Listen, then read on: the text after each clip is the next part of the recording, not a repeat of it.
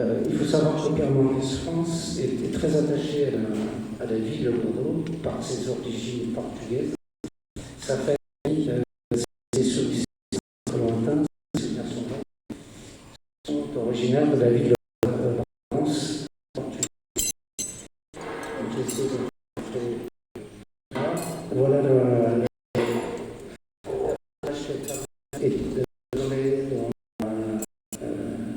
dans la occupation pendant la guerre. Et donc prisonnier fuit à rejoindre la résistance. Je tenais à le nommer parce que sa famille est très présente à Bordeaux. Ses ancêtres sont enterrés dans le cimetière pauvre, quasiment tous. Et c'est là qu'il a découvert, avec la recherche généalogique, ce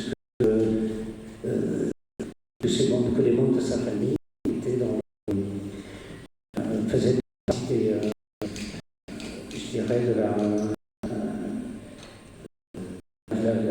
la vieille communauté portugaise qui a été très importante, surtout au XVIIIe, XIXe siècle.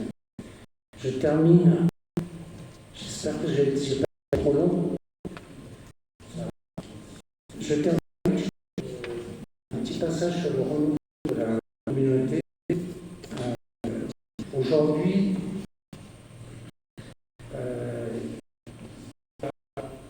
environ 6 000, je ne me trompe pas, 6 000 juifs à Bordeaux, essentiellement d'Afrique du Nord.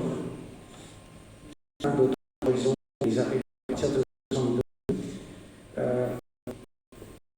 À cause des déportations massives des juifs, les juifs d'ascendance portugaise plus restreints, ils restent présents.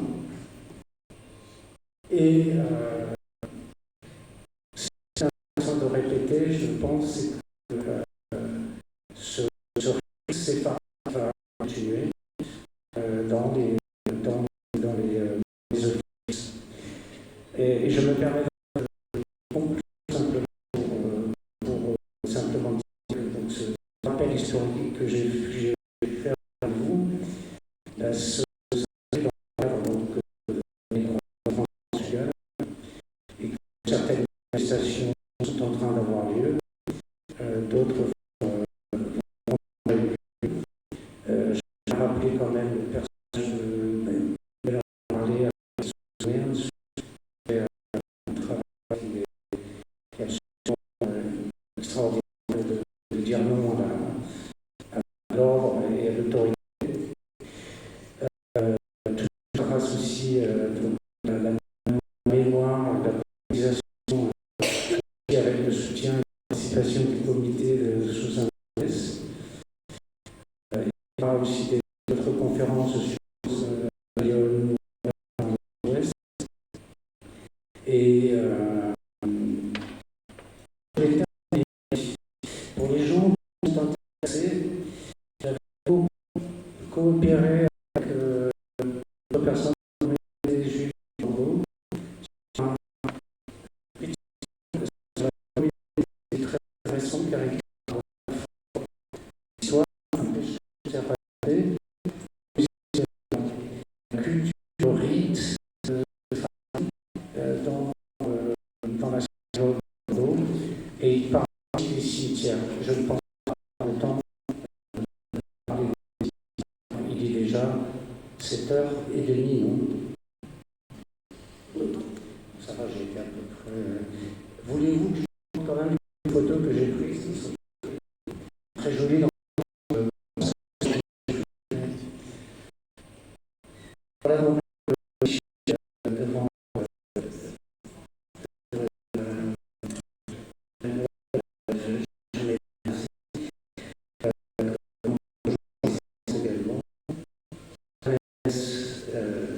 grand parmi les justes, on n'oubliera jamais. Alors cette photo, j'ai tenu à la faire parce que c'est la plaque qui a été apposée au consulat, j'ai trouvé très très bien.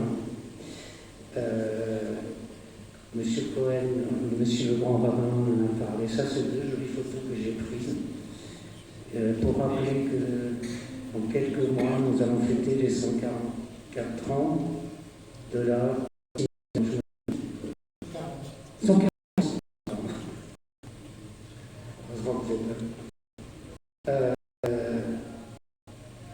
Quelques photos des victimes que vous connaissez.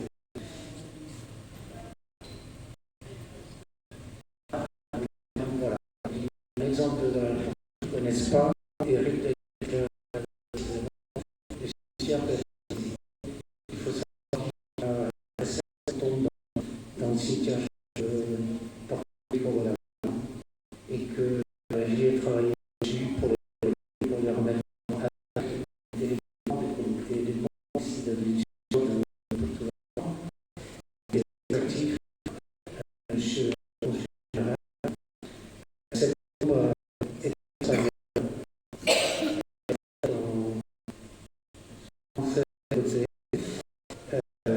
il y a beaucoup de symbolisme, mais il n'y a pas le temps. Je ne sais pas si ce motif en la tombe cœur beaucoup des cœurs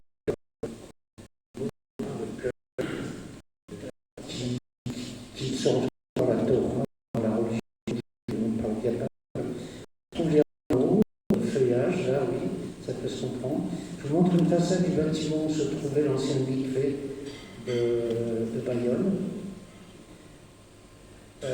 Une petite aperçu du cimetière, l'un des cimetières de juifs portugais de la communauté de la Basse-de-Terrance, le tympan, et ça c'était donc un hôtel particulier qui appartenait à la grande famille Rabat. On n'en a pas trop parlé, mais voilà, c'était des très grands négociants. Je me suis trompé, excusez-moi. Alors oui, je tenais aussi à vous montrer cette pièce de monnaie qui a été émise par le gouvernement portugais en mémoire de Jacob Rodrigues Ferrer. Oh my God, désolé. Mais je crois que je vous ai... Ah oui. Encore un document du consistoire avec un registre qui date de 1808, un registre des décès, où on retrouve évidemment des noms beaucoup portugais, espagnols, des frères Ferrer. Les frères Ferrer, j'en ai passé un peu très vite, mais on connaît un peu l'histoire de... Le film va en parler mieux que moi.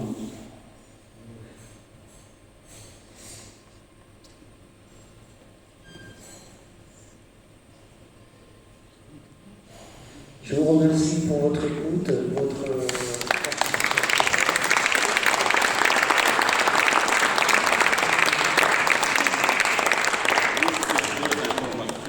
Le premier consul général du Portugal à Bordeaux en 1830 était un juif d'origine portugaise. Ça veut dire l'importance. Il y avait le commerce et Michel Mendes France, le fils de Pierre, a été professeur d'économie à Bordeaux. Il est mort à Bordeaux. Nous l'avons rencontré à plusieurs reprises. Il nous a dit à quel point son père était fier d'être d'origine portugaise. Et moi, j'ai rencontré Pierre Mendès France, qui m'a dit mon rêve le plus profond, c'est que la France reconnaisse Aristide Sozomen. Donc j'ai rencontré Pierre Mendès France à Paris avec Simone Veil. Maintenant, on va dire à Michel de dire un mot sur le film. Attends. Peut-être qu'il y a... excusez-moi Michel, c'est juste pour vous introduire. Peut-être qu'il y a quelqu'un qui a des questions. Je voulais tout d'abord remercier, donc Monsieur le Consul Général, Monsieur le Président du Consistoire, Monsieur Manuel Diaz, l'âme du comité, membre fondateur, nous savons tous et nous connaissons, Manuel Pereira Guimarães, donc il me l'a bien dit, j'ai bien retenu, et merci de me l'avoir dit, mais je te comprends tout à fait. C'est le nom de ma mère. Je le comprends tout à fait. Merci à vous tous pour votre présence. Musée d'Aquitaine, nos partenaires, qui d'hier, d'aujourd'hui et je pense que de projets à venir. Merci spécial, je suis très honorée aussi, et je pense que je parle au nom de tout le monde, que M. Michel Cardozo soit là. Donc moi, j'ai un petit peu suivi quand je suis arrivée en France ce grand monsieur par rapport à son engagement, par rapport à son côté rebelle et comme journaliste, comme personnalité, comme homme politique qui assume, qui assure et qui a donné et qui a fait découvrir cette histoire pour des raisons qu'il va nous-mêmes nous dire. Donc j'aimerais déjà vous poser cette question-là. Pourquoi avez-vous eu envie de nous faire découvrir et de nous faire connaître cette histoire méconnue, malheureusement, de la plupart? Comment vous avez fait? Comment ça vous est venu? Est-ce que vous avez rencontré les descendants? Pourquoi, à votre avis, et je sais que c'est très politique, il y a des raisons diverses, pourquoi, à votre avis, cette histoire a été un peu rayée des radars du commandement Trapcan? On n'en parle pas plus souvent parce qu'il faut faire découvrir, il faut connaître. Et un grand merci. Et on a parlé, voilà, c'est tout ce que nous aimons, c'est la diversité, c'est la richesse, c'est la France dans sa diversité. Merci beaucoup. Merci. Merci au Portugal d'aujourd'hui, à l'État portugais, à M. le Consul naturellement, à Bordeaux. Merci au Portugal d'aujourd'hui de garder la mémoire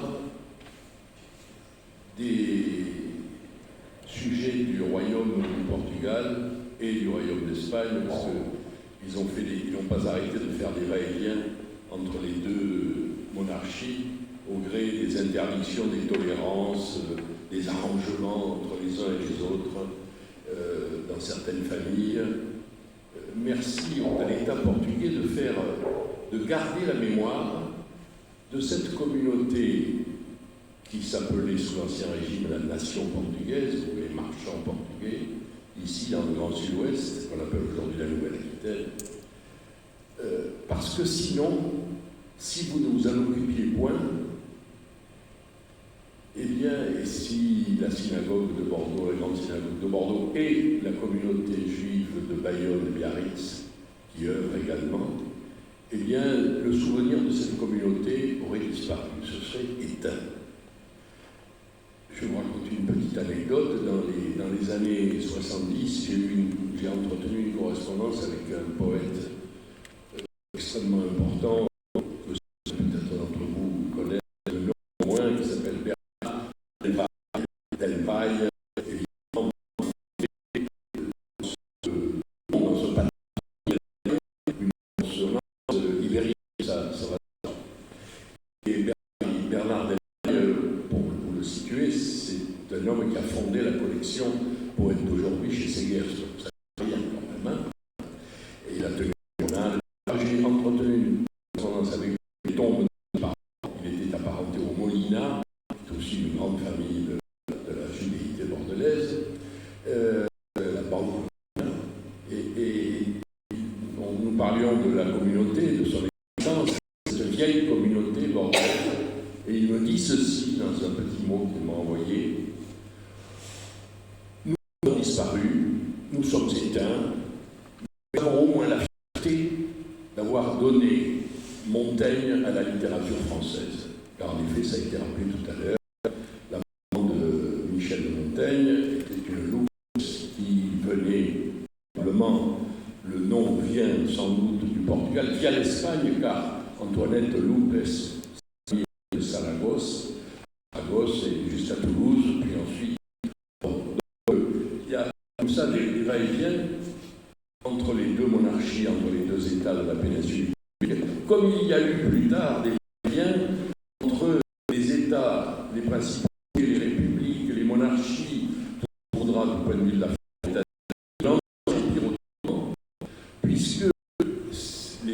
la péninsule ibérique, tous ne sont pas venus à Bayonne, Bordeaux et Amsterdam et Paris, mais beaucoup sont ici dans l'environnement, en Italie, à Livourne, à Salonique, à Istanbul, à Izmir, au Liban actuel, à Beyrouth, donc, et également en Égypte. Une partie de ma famille alliée, mes enfants ont une racine qui vient du Caire, carrément les Grands et de l'Empire le Carme.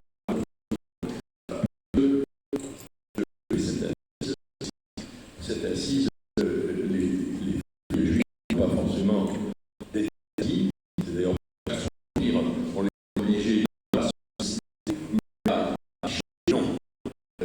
Et dans l'Empire, dans l'Empire ottoman, il en était de même, et quand on leur a demandé de se nommer, ils se sont nommés avec toute la région, ils étaient originaires. Tayoud, Toledo, Léon, Cardoche, pareil, une région, je ne connais pas, parle sous votre contrôle, pareil que c'est une région montagneuse du nord du Portugal qui porte ce nom, parce qu'on dit où il pousse seul les chars. Pareil que la racine du mot Cardoche, c'est les chars. Bien. Alors, j'en viens à la raison de ma présence ici, c'est que j'ai fait ce film sur les frères Pereire, qui sont les petits-fils, comme inventeur du langage sourd et muet, que vous avez vu la vidéo tout à l'heure, formidable. Vous savez que cette adaptation, elle lui a été purement et simplement faite par la LDP, parce qu'il était de très goût sous la régime, peut-être même d'ailleurs plus tard aussi, que c'est un juif qui a extraordinaire, il valait mieux voilà. Donc, il avait de l'épée, il a fauché le vocabulaire, il avait inventé, il avait fait la démonstration à Versailles devant le roi que les sourds et muets pouvaient se communiquer avec ce langage. Voilà. Ce qui lui a valu les honneurs à la cour de Versailles sous le règne de Louis XV, et il a été nommé ambassadeur des Juifs, enfin, il a eu une titraille extraordinaire, et puis il a été reconnu, ce Jacob Isaac, qui est le grand-père de mes héros. C'est Isaac et Émile, les deux frères qui sont nés à Bordeaux,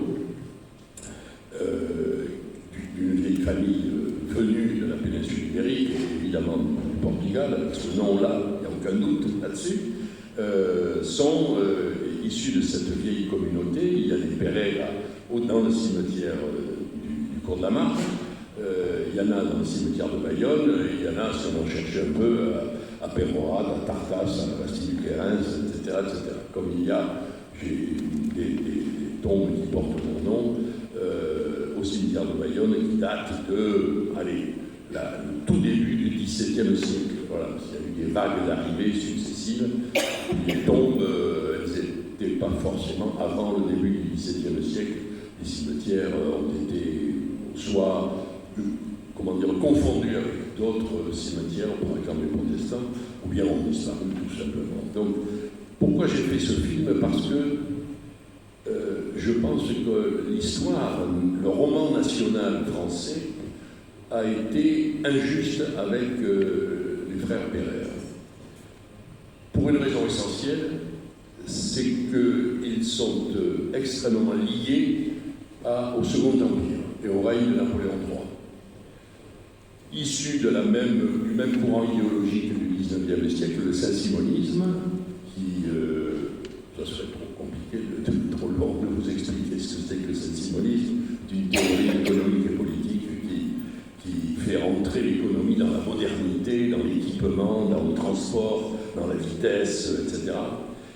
D'où les réalisations de frères Pereire après, du point de vue urbain et surtout du point de vue du transport rapide, puisque c'est eux qui ont fait circuler le premier train entre Paris et Le Pec, qui a été inauguré en 1838 par la reine Amélie, puisque le roi ne voulait pas monter dans un train, on ne sait jamais, parce que la totalité de l'intelligentsia française, les plus grands écrivains, étaient contre l'existence même du train, cette machine infernale. Si on se penchait à la fenêtre, on pouvait avoir la tête arrachée, donc évidemment. Donc c'est Émile Pereire qui a inauguré le premier train avec la reine Amélie, parce que ça, la reine Amélie, ça faisait moins court de risque à la monarchie, paraît-il. Enfin bon. Donc cette idée du transport et de la vitesse, de la circulation, on dirait aujourd'hui la circulation des personnes et des marchandises. Voilà. Bon. Donc ces deux frangins, Isaac et Émile, ont été oubliés parce que leur histoire est intimement liée à celle du Second Empire, qui leur a facilité les choses, pas seulement pour l'urbanisme à Paris, comme je le raconte dans le film, mais aussi pour à Marseille, pour fonder les chemins de fer du Midi, on avait oublié dans le partage féodal, vous savez, de cette araignée multiple du réseau ferroviaire français. On avait donné aux Rothschild les réseaux du Nord, à l'État les réseaux de l'Ouest, à d'autres le PLM, et puis on avait oublié le Sud-Ouest. Les frères Pereire ont dit, ils ont bien fait, ils ont créé comme ça les stations thermales, ils ont créé d'une certaine manière le ferroviaire touristique. Alors, ils ont été oubliés parce qu'ils ont perdu le match vis-à-vis des Rothschild. Et c'est un match solidité du capitalisme financier des Rothschild énorme. Ils avaient des antennes à Londres, en Allemagne, en France, et essentiellement joué sur le commerce de l'argent.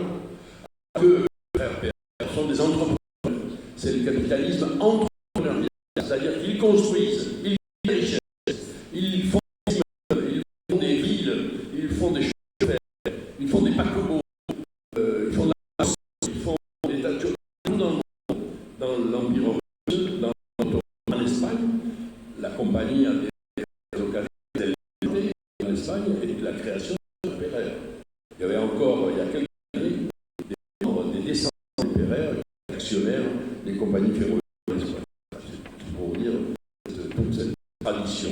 Et le fait qu'ils étaient liés comme ça au Second Empire, qui a eu ce qu'on appelle le de noir, c'est-à-dire que Victor Hugo, le plus grand des écrivains français, n'est pas mort avec l'Empire, on ne peut pas dire. Ils ont créé un petit, donc arrière populaire du Second Empire. Il avait 7 ans, c'était avec le coup d'État, contre la République, et c'est terminé dans la défaite militaire. Donc on ne peut pas dire qu'effectivement le Second Empire n'avait pas tous les éléments en main de manière glorieuse.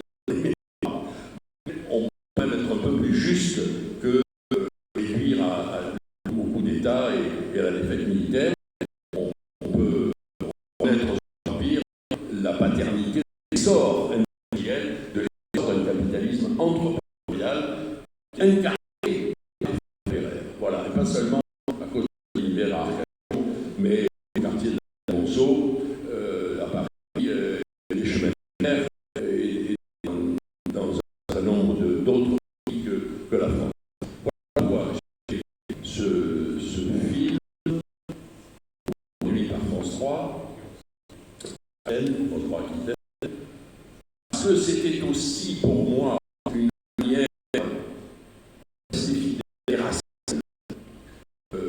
qu'on soit religieux pratiquant ou pas, dans notre communauté judéo-portugaise du Sud-Ouest, en tout cas, on est fidèle à une culture, à des racines, à des mots, à des langages, et à une histoire, et cette histoire s'arrête. Et le fait que le corollaire du Maroc, d'Algérie et un peu d'Unis soit arrivé à partir des années 60 avec la fin de la guerre d'Algérie, et on revit cette communauté bordelaise, a permis à la vieille communauté ibérique, hispano-portugaise, de continuer la mémoire dans le rite de nos synagogues. Et je trouve que c'est une belle histoire. Une belle histoire qui est aussi glorieuse pour magnifique. Et c'est l'émancipation des Juifs français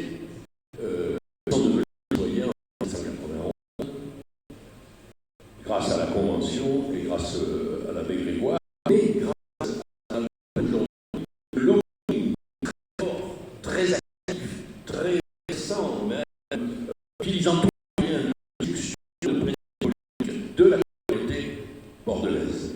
La communauté bordelaise, pleine de gueule, il faut bien le dire, voilà, on n'est pas tous des saints, mais la communauté bordelaise était extrêmement fière, un peu orgueilleuse, pour le dire un peu méprisante à l'égard des Juifs de l'Est, de Colmar, de Strasbourg, qui ont de beaux noms, de famille aussi, dont l'arrière-grand-père était l'arrière-père du ministre de l'Enseignement. Je ferme la parenthèse. Mais les Juifs ont fait le forcing auprès des autorités politiques de la Révolution française en 1991 pour que l'émancipation des Juifs du Sud-Ouest soit proclamée par celle des Juifs de l'Est. Voilà, c'est un petit coup tordu. Maintenant, tout le monde est équipé, tout le monde est devenu citoyen grâce à la Révolution française. Et cette phrase de Clermont-Tonnerre à la Convention, il faut donner tout comme individu et rien comme nation. C'est-à-dire que la Révolution française, dans son universalité, dans son universalisme, qui nous porte aujourd'hui communautaire. Vous voyez de quoi je veux parler. Et de ce point de vue, l'émancipation par la Révolution, boostée par notre communauté, si on met un rôle décisif dans cette émancipation, eh bien, ouvre la porte à l'intégration,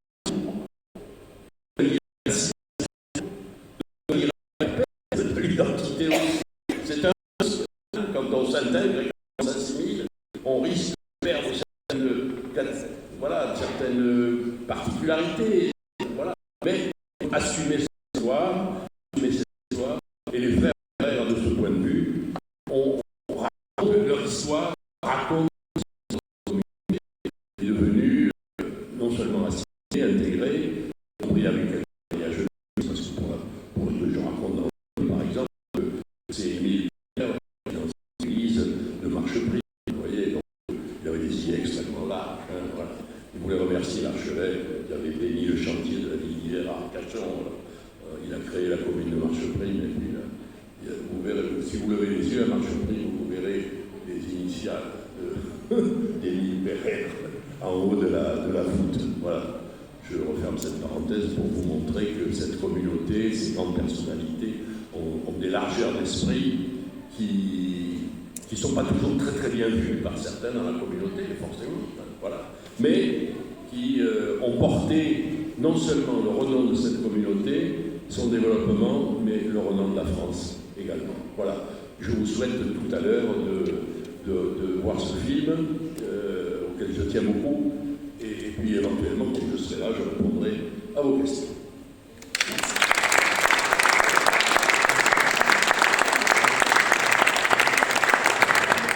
Les deux frères Pereire, un a été député en Gironde, l'autre conseiller général. Et ensuite, il faut également dire que ces deux frères Pereire ont également été, d'après ce qu'on dit dans le film, donc les bâtisseurs du Paris haussmannien. Et ton film, Michel, et j'en suis très fier, a été présenté en avant-première au musée d'Aquitaine. Et nous avons ici le directeur du musée d'Aquitaine, donc ton film, lorsqu'il est sorti, a été présenté en avant-première à Bordeaux, avec la présence de l'équipe de François d'Aquitaine. Et j'ai été là avec toi pour animer le film. Et ça a été un moment fort de l'histoire de cette ville, parce que chaque fois qu'on fait vivre la mémoire, on fait vivre une partie du patrimoine immatériel de l'humanité.